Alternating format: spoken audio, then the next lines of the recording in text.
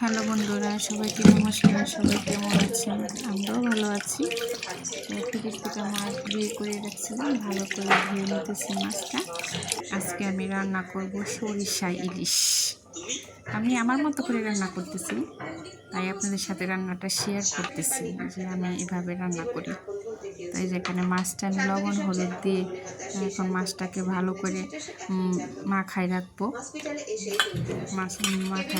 এখন আমি কড়াইতে তেল দিয়ে দেবো।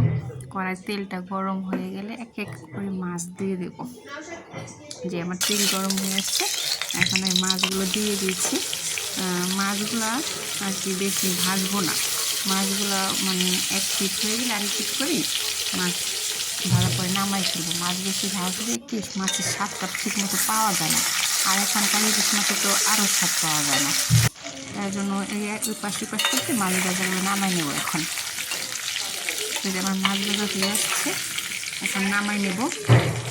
আমি ওই মাছ ভাজার তেলের মধ্যে কয়টা গোটা জিরা ফোড়ন দিয়ে দেবো।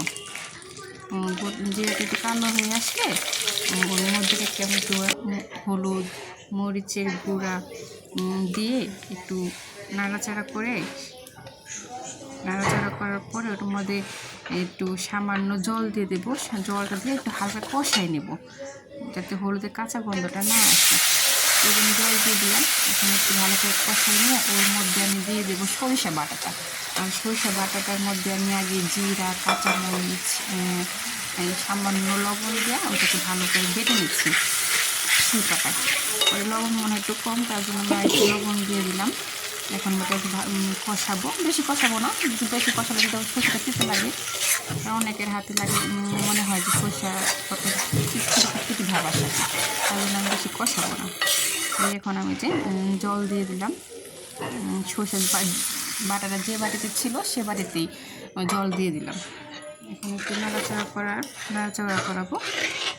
জলটা ফুটে আসলে ওর মধ্যে আমি আবার সব মাছগুলা দিয়ে দেব।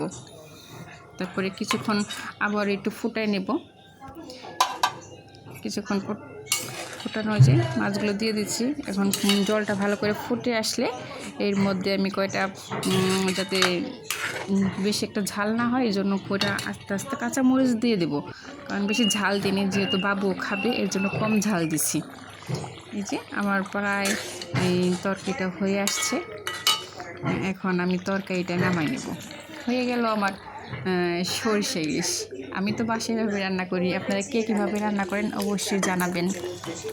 এই যে আমার সরষে ইলিশ রান্না শেষ। সবাই ভালো থাকবেন, টাটা।